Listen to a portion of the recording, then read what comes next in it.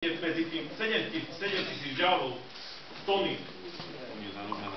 My sme tu na trošku v rozpore s tom, že teplo môžete umiestňovať na určitú obmedzenú vzdialenosť a na druhej strane my máme legislatívne, ak môžem, my máme legislatívne ustanovenie, že takéto zariadenia majú byť určité vzdialenosti od obytných zón. Čiže ak chcete umiestňovať teplo, napríklad bioplynná stanica môže umiestňovať teplo do obce, ak je vedľa obce, dosahu povedzme 100-200 metrov. A životné prostredie vôbec nezaujíma, že do musia unikať 7 000 joulov z tony. To vás nezaujíma, čo sa týka globálneho oteplovania. No, ideme už trošku hlbšie, ale vplyv na globálne oteplovanie tohto tu je výrazne menší ako vplyv skládkovania toho odpadu. Na skládke vám z tohto odpadu vzniká metán. To je výrazne negatívnejší z pohľadu globálneho oteplovania.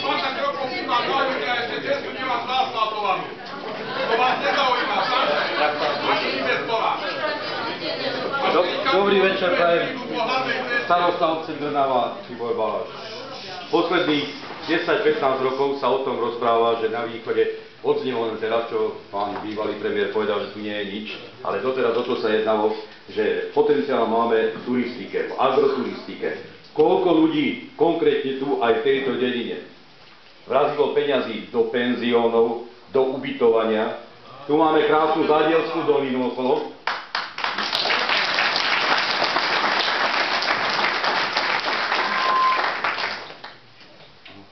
Tu máme krásnu Zádielskú dolinu okolo. Hrad už bol spomínaný, jaskyňa bola spomínaná, všetko. Kontaminované miesta na Slovensku sú dosť. Jelšava nebola, pán Lak spomínal. Nižnú Slanu, Jelšava, Lubeník, vieme, o čom rozprávame, áno. Tu ešte máme kúsok úrodnej zeme v Rožňavskej kotline, lebo pravda, že neoplatí sa obrábať hore Borčanskú dolinu nič, lebo všade sú TTPčka a ľudia tu žijú.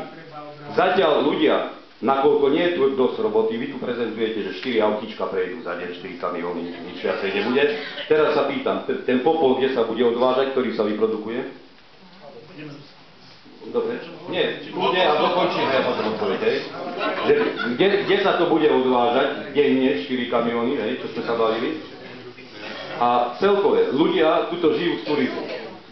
Naše deti, ako tu bolo spomínané, chcú asi tu žiť. Pravdepodobne nechcem nikoho uraziť, ale tu už aby len tí tmavomodrí ostali. Mladí odídu za robotou, hej, a tí, ktorí sú doma, nech celkom už ostanú doma. Ja si myslím, že na druhej strane vieme, čo sa deje, neviem, ktorí viete, určite máte také znalosti. Cementáreň Turňa. Čo sa spaluje? Je to priestor, vzdialenosť 25 km, 30, hej, 30 km. A teraz Soroška, jedna strana, druhá strana. Na hrad peniaze nemáme, na tunel peniaze nemáme, na spalovanie nemáme. Na cesty nemáme. Tak ja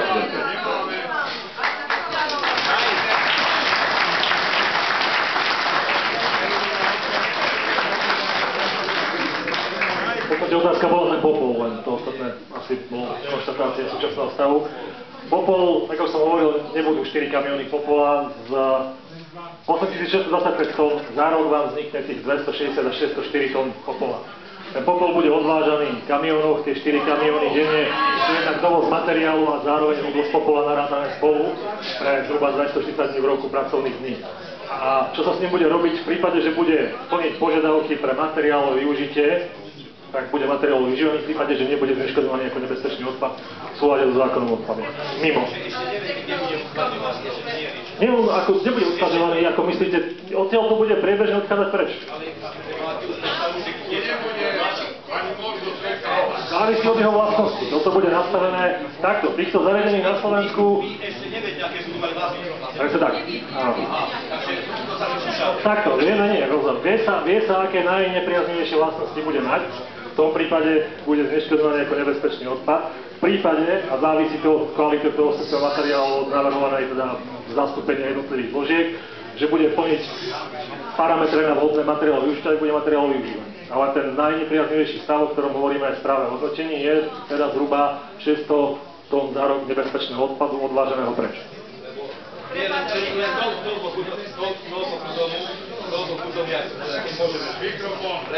Len toľko ku tomu, že čo som hovoril, tie zdevastované územia. Hovoríte, že nie je tam prípojné miesto. Toto je vybraná lokalita, dobrá, lebo sa dá pripojiť vlastne na sieť. Kvôli tomu. To znamená, kvôli tomu si zničíme životné prostredie a celkové túto úrodnú kotlinu, jakž tak, lebo dá sa pripojiť na elektriku a sever už je chytený, hej? Kvôli to je len dôvod.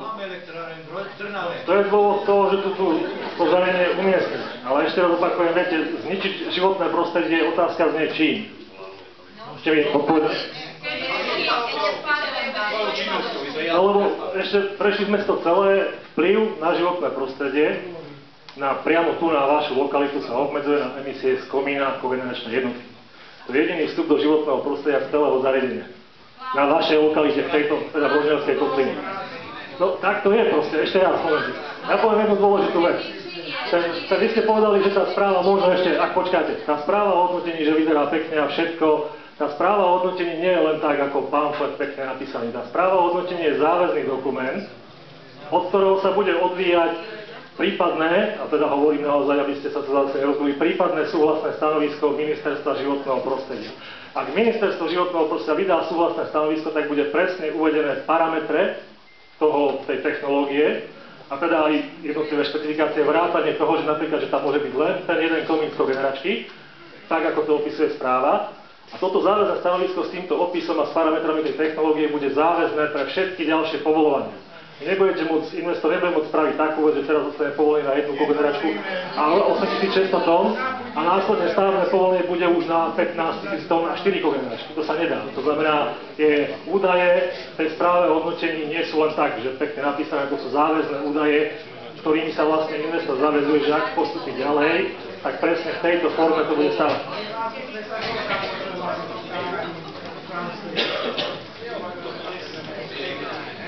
Ak dovolíte, pán inžinier, v správe o hodnotení v časti technologické postupy máte napísané, že teplo sa bude využívať na sušenie paliva a na výrobu brikiet.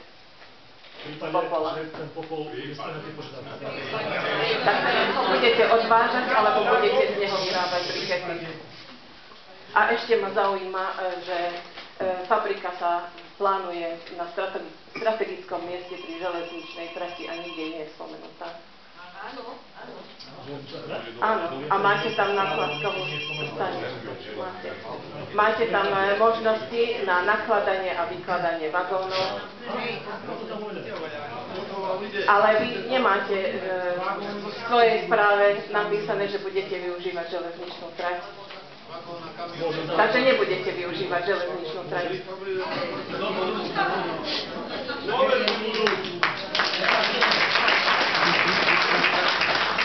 Ten popol v prípade, a to bolo presne, že som hovoril tu na pánovi starostovi, v prípade, že nájdu a teda spravia si analýzu toho popola po výstupe z reaktora a bude vhodný napríklad na energetické zhodnotenie niekde inde, povedzme vysoké PC, lebo to sa štandardne tak používa, tak bude následne briketovaný na lokalite, ale briketovaný znamená, že ho stlačíte odvezený preč vo forme briket. V prípade, že nie, odchádza rovno v tej forme, v akej je, opäť preč z lokality ako nebezpečný odpad. Pred popolu železničná trať je na viacerých miestach uvedená, že tam teda je, však priamo vedľa je prekladisko bývalých tých lesov, ale správa o hodnotení uvažuje s najnegatívnejšou verziou, vždy to tak, by to tak malo byť, že uvažujete ten najnegatívnejší vplyv na životné prostredie a teda automobilovú dopravu. V prípade, že sa dohodnú so železnicami a bude prichádzať do úvahy, ja teraz neviem, či ste smerovali k tomu, že by bolo lepšie to riešiť s železnicou, asi áno, ak som to dobre pochopil, či nie? Čomu? Ale povedzte vážne, že ho zastalovať nebude. nikto vás nebude vidieť. V prípade, že bude možné opäť sa dohodnúť s železnicami, tak určite bude v hre aj toto, ale opäť opakujem ešte raz, posudzoval sa najnepriaznejší stav, teda doprava nákladnými automobilmi. Dokonca tie 3 až 4 vozidlá ešte vychádzajú z toho, že sa uvažilo len 10-tónové vozidlá, pričom štandardne sa používajú 20-tónové. Jediný dôvod, kvôli čomu to chcete postaviť? Jeden dôvod, kvôli čomu to chcete postaviť? Nie tu! Kvôli čomu to chcete postaviť? Toto nie je otázka na mňa. Investor tu nie je, áno, ja to beriem, a na druhej strane toto ani nie je téma na toto fórum. Otázka, kvôli čomu to chcete postaviť? Nie kvôli predaju elektriky, lebo to je iba 1/5 z toho, čo zarobíte. Kľudne predajte teplo a postavte si to, kde chcete. toto fórum, lebo nás to presviečate od začiatku o klamstvách. Ste začali klamať o stavebnom povolení, klamete nám tu o tom, čo vlastne budete stavovať a klamete aj o tom, čo z toho vyjde. A pointa je tá, že my toto zariadenie tu nechceme.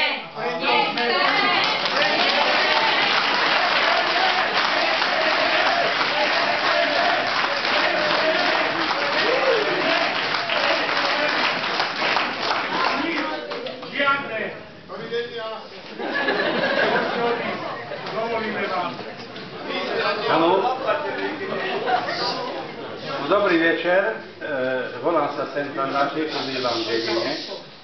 Chcel by som vám povedať toľko, že to všetko, čo máte na obrazovke, to je vymývanie mozgov. Jednoducho, v slovenskom klase nechceme spalovňu. A tu, ja vám ešte jedno poviem, že tu pán Bolo a pán ten druhý podnikateľ z Krasnej Kles, to rozbehli celú spalovňu. Takže tak treba to brať, že spalovňa nepatrí do slovenského krasu. Ďakujem pekne.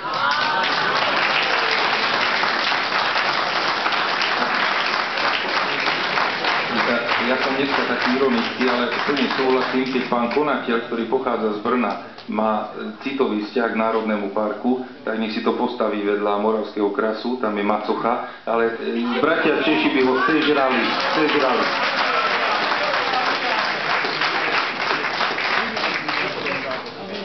Ak dovolíte, pane, ja by som reagoval, ja som žiadnou elektráreň. Asi ste spomínali meno s pánom Balážom, ale nie pán Bolo začínal. Hej. Takže dajme veci na správnu mieru a neobvinujeme, keď to nemáme podložené, dobre?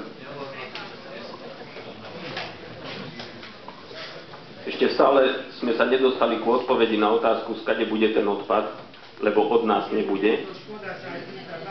Prvá vec. Druhá vec.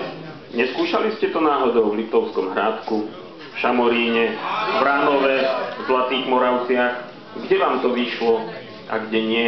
A prečo do týchto miest nechodí sám investor? Prečo všade všetko rozbiehajú nejaké miestne persóny, ktoré nemajú ani poňatia o tom, čo sa ide robiť? A následne investor pošle niekoho, kto to bude krásne obhajovať na obrazovke, ale investor sem príde až vtedy? Nie, on sem nepríde. Investor robí len cinkne na účet. Však?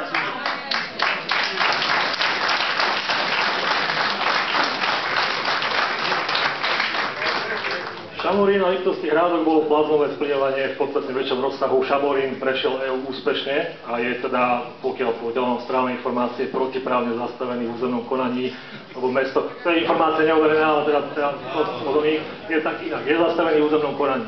EIA skončila úspešne.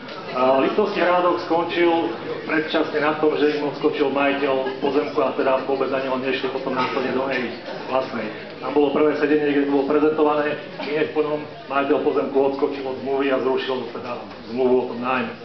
Takýchto zariadení, ale to boli trošku iné, teda plazmové splyňovanie sú veľmi podobné veci.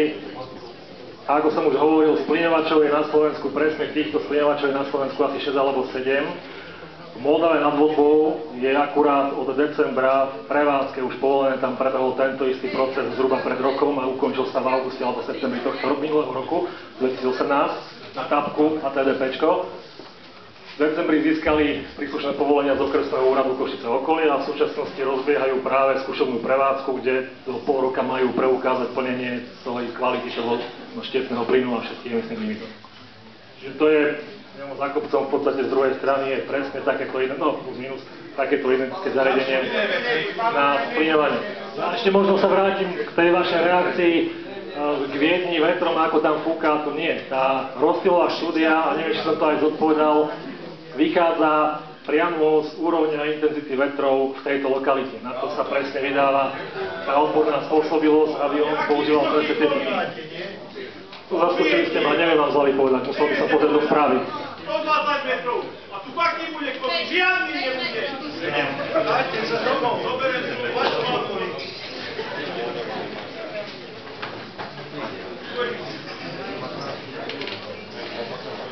Dobrý deň, moje meno je Štefan Manko, obyvateľ Krasnohorskej Dlhej Lúky. Niekoľkokrát boli spomínané Lesy Slovenskej republiky. Je to pozemok Lesov Slovenskej republiky, na ktorý je platná nájomná zmluva s prenajímateľom, ktorý má identické IČO s novým užívateľom tohto pozemku. Je tam konkrétne, neviem teraz presne v ktorom bode zmluvy, ktorá zmluva je dostupná voľne na centrálnom registre zmluv, konkrétne potvrdenie, teda predmet prenajímania na tú pôvodnú biomasu a je to tam vyslovene povedané, že v prípade, že sa tam niečo bude meniť, tak je to dôvod na zrušenie zmluvy. Čiže ja si myslím, že toto všetko na tom stojí a padá. Predniesol som to aj petičnému výboru a myslím si, že určite sa s tým budete zaoberať. Takže, a takisto ste tu spomínali nejaký biomasaker. Nevyjadrujte sa ku veciam, ktorým nemáte čo povedať. Dobre, ďakujem pekne.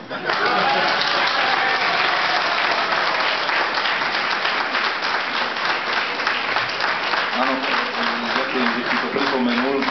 Zapracovali sme to do pripomienok určite a podľa nás je to jedna z kľúčových vecí, ktorú musí zohľadniť teda povoľujúci orgán. Momentálne Paver Horka nemá žiaden vzťah pozemkov. Žiaden vzťah. To sme si právne nechali analyzovať. Žiaden právny vzťah nemá. Gemer Paver Horka, pardon. To priznám sa aj pre mňa nová informácia, ale ako relevantná. Je to ten istý prípad ako v Liptovskom Hrádku, toto je vec, ktorú bude musieť niekto riešiť už. Ak teda nemáte otázky, môžeme to rozpustiť ďalšie. Keď je takisto ako v Hrádku, tak potom môžete sa zvaliť a môžete odísť. Môžete dať inde. Ruku na srdce, dajte ruku na srdce a povedzte, keby ste bývali kilometr od tejto spalovne, vy by ste súhlasili s týmto? Ruku na srdce! Ruku na srdce, poriadne, ja vám to poviem, áno. Ja osobne takéto veci robím už dlhšie, ako viacero akcií, my zastupovali investorov práve v posudzovaní vplyvov. Možno mi nebudete veriť, ja osobne som stúpencom inak, ja poviem inak. My nemáme inú možnosť len zaradiť energetické zhodnotenie odpadov do nášho portfólia ako Slovensko, lebo skládkovanie a materiálna recyklácia nefunguje. Mali sme prípad, z ruku na srdce k tomu prípadu, viete, ťažko sa chodí a zháňa niekoho, prosím vás, postavte mi to pod oknami, aby som mohol potom na takomto fóre ľuďom povedať, že to mám. Nemám. Na druhej strane, mali sme plazmové splyňovanie v tom Šamoríne, kde sme teda aj robili a ten istý investor ma následne oslovil pred 2 rokmi s požiadavkou, ja som teda z Banskej Bystrice, žijem v Banskej Bystrici s požiadavkou, že by to chcel stať v Banskej Bystrici. Nebolo to pod oknami, lebo tam sú tiež určite odstupové vzdialenosti, ale nie je ďaleko od miesta, kde ja bývam. A teraz naozaj tak bolo, po intenzívnom zvážení som mu kývol na to, že do toho vieme ísť. No, odneste to tam. To nie je moje rozhodnutie, to je rozhodnutie nesem.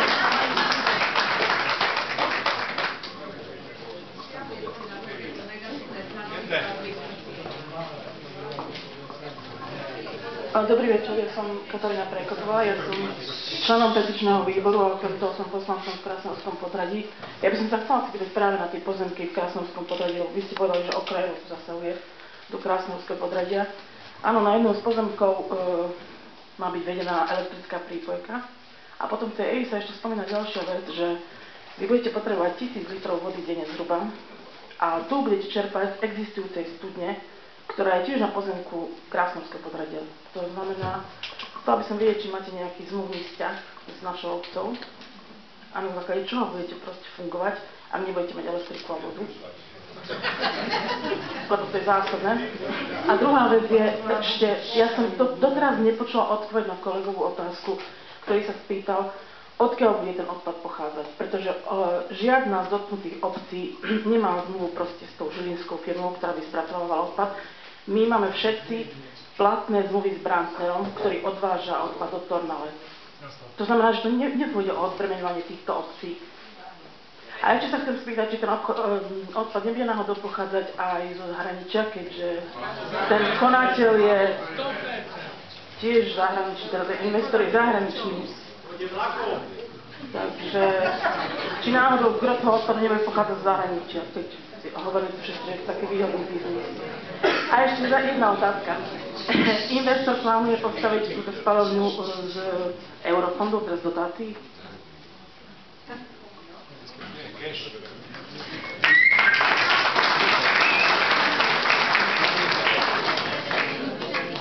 Pôvod odpadu, ja som to viackrát povedal, ale možno teda to dostatočne explicitne nezaznelo, je predpoklad, oprávnený predpoklad, z toho investor uvažuje, že ten odpad u vás bude vchádzať na miesto teda priamo na skládku, čo teda tiež nie je dobrá voľba, do recyklačných zariadení, ktoré sa pripravujú po celom Slovensku opakovane.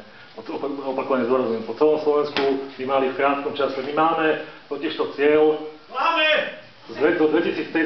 výrazne obmedziť skládkovanie práve aj takýchto zložiek odpadu. A my v súčasnosti sme veľmi ďaleko od plnenia toho cieľa. Čiže je predpoklad ten, že tu budú vznikať zariadenia na mechanickú separáciu odpadu, ktorých výstupom bude práve takýto druh odpadu. Dovoz zo zahraničia. A existuje režim cezhraničnej prepravy odpadu aj napriek tomu, že máme šengenský priestor, tak tento režim nie je taký jednoduchý a povoluje ho opäť ministerstvo. Nedá sa na rovinu, nedá sa tomu zabrániť, máme právo voľný pohyb tovarov, služieb, vrátane odpadu, ale pod veľmi prísnym povolovaním ministerstva životného prostredia. Opäť tam vstupuje do hry ekonomika, povedal som to tu, tá zvozová oblasť je ekonomicky priateľná zhruba na úrovni maximálne 100-150 km okruh. Ale Žilina je podstatne ďalej. Žilina má, ale ešte raz hovorím, uvažujú reálne s touto lokalitou ako vstupným odpadom. A dotácie nie, uvažuje so súkromnými zdrojmi. Čiže bez dotácií. Dokonca už nie sú, pokiaľ mám teraz správne informácie, to už zase tiež nie je celkom moja parketa, ale už nie sú ani dotované ceny elektrickej energie zvýšené, ako to bolo pri bioplynových staniciach. Voda a elektrina, no my sme vychádzali z platných dát, ktoré sú teda dostupné k tomu. Ešte raz mi to pripomeňte, tam ste hovorili o tom, že vodovod patrí obci, áno? Prepačte. Vlastníctve obce. No, tak ak tá studňa nebude mať dostupné kapacity, je to zásadný problém, ktorý následne potom je potrebné stavebné povolenie riešiť, ale pokiaľ viem, tá studňa má tie kapacity. Teda len súhlasov. Takto, my sme, viete, my nemáme ešte veľa vecí, to je to, čo som hovoril, že sme na začiatku. Investor nerobí projekt, záväzný projekt pre stavebné povolenie v momente, keď ešte nevie, či prejde týmto procesom. Nebude vkladať peniaze, presne preto to, ako ste povedali, nebude vkladať peniaze do projektu, ktorý podrobne vyrieši všetko, ale keď by schválila technická inšpekcia, stavebný úrad a všetky odborné orgány, s podrobnosťami zobnúvajú so všetkým, pokiaľ nevie, či vôbec prejde EIU. My sme v štádiu v prvom kroku, kde sa povie, takúto činnosť chceme robiť, takéto vplyvy to bude mať, v prípade sa to postaví a ministerstvo za vaše účasti musí povedať, áno, idete ďalej, alebo nie, nejdete ďalej. Až potom prídu na rad podrobnosti zmluvy a tieto veci.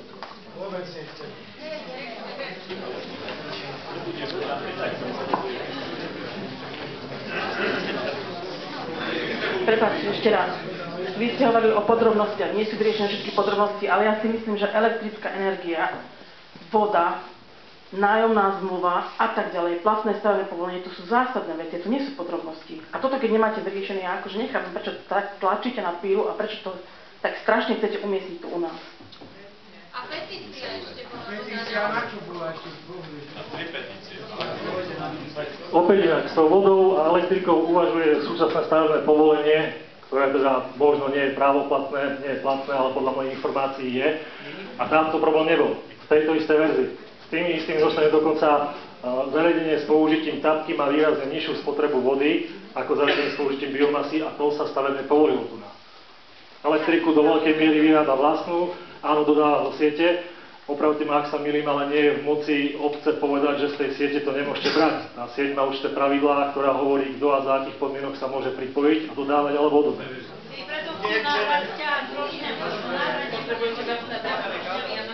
No, ale toto sa presne rieši až v stavebnom povolení. Prečo máte riešiť, to je súčasťou stavebného povoľovania projektovej dokumentácie. Toto žiadny investor nerieši v súčasnosti po fáze E, alebo to vyhadzovanie peňazí, obzvlášť pri takýchto projektoch, kde na rovinu je úspešnosť EI menej ako 50% historicky.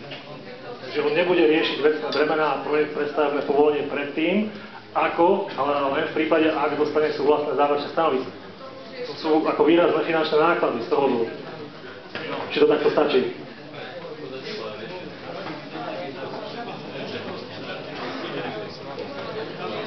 Ja sa ešte opýtam sa, či má niekto ku tomu dačo, lebo potom ukončíme, lebo zbytočne to ťaháme.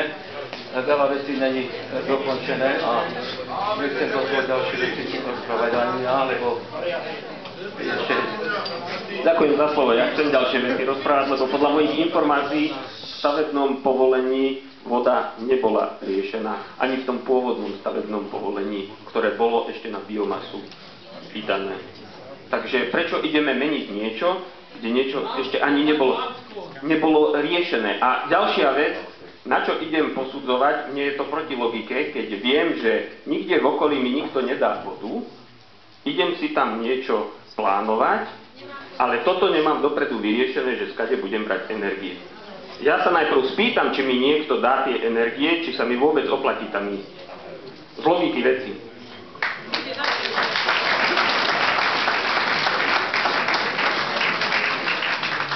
No, ja som kópiu toho stavebného povolenia ešte včera večer pozeral, je tam zariadenie na čistenie plynu s využitím Venturiho práčky a teda mokrého postupu s využitím vody. Súčasťou stavebného povolenia sú priamo stavebné a prevádzkové súbory, ktoré uvažujú s vodou. To je ten istý prípad ako tu.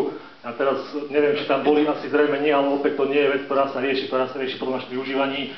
Stavebné povolenia EIA už duplomne nerieši zmluvy o odbere vody a energii. Presne kvôli tomu, čo som pred chvíľou povedal. A možno na záver, teda ja by som sa ešte spýtal aj ľudí, ktorí žijú v danom regióne, či niečo také chcú alebo nechcú. A počuli ste náš názor dnešný večer. Petíciu podpísalo, nemáme to presne, ale viac ako 3000 ľudí. Plus s druhou petíciou bude okolo 5000. A ja pevne verím, že sa stretneme aj v piatok vo väčšom počte a pevne verím, že naozaj vás zastavíme. Krátko reagovať, ako my sme spracovali správu o hodnotení, podali na ministerstvo a teraz to už má v rukách práve ministerstvo. My už teraz do toho vstupovať nebudeme. To je zákonný postup, ktorý musí byť. Dobre. Tak už keď nemá nikto, ešte dobre, nech sa páči. Tvrdíte, že tá hodnotiaca správa je taký závažný dokument, záväzný dokument. Ja by som sa chcela opýtať, keď máte skúsenosti už s týmito prevádzkami, že ako dvaja ľudia na jednej zmene vedia ovládať takúto prevádzku. Lebo v hodnotiacej správe máte napísané, že na jednej zmene budú pracovať dvaja zamestnanci. Nebudú ani dvaja. Bioplynová stanica, čo je rozsahom ešte o niečo väčší projekt, alebo teda stavba, ale podobného charakteru, bez práva na to, že má iné vstupy, obsluhujú štandardne dvaja ľudia na jednej smene. To je veľmi, ešte myslím, že obsluhou je náročnejší ako takéto smeňovanie. Samozrejme, ak sa preukáže, že tých pracovných miest treba viac, a to sa opäť bude kryštalizovať až počas výstavby, tak ich bude viac. Naopak zvykneme potom zase tie pozitívne vplyvy trošku pozornosť. Dobre, dnešné rokovanie končíme a piatok sa zídeme potom v Lipovníku na Soroške na Križovatke. Všetkých vás tam pozývam ako Atila a tam sa stretneme piatok. O 16:00 myslím, že tak je dohodnuto, že tak zídeme v Lipovníku pri Soroške a budeme robiť protekčné akcie a spolnovať dopravu na Soroške. Dúfam, že všetci tam prídete, ktorí ste dneska prišli a budeme viacerí ako dneska. Ďakujem pekne za účasť a prajem vám takú noc.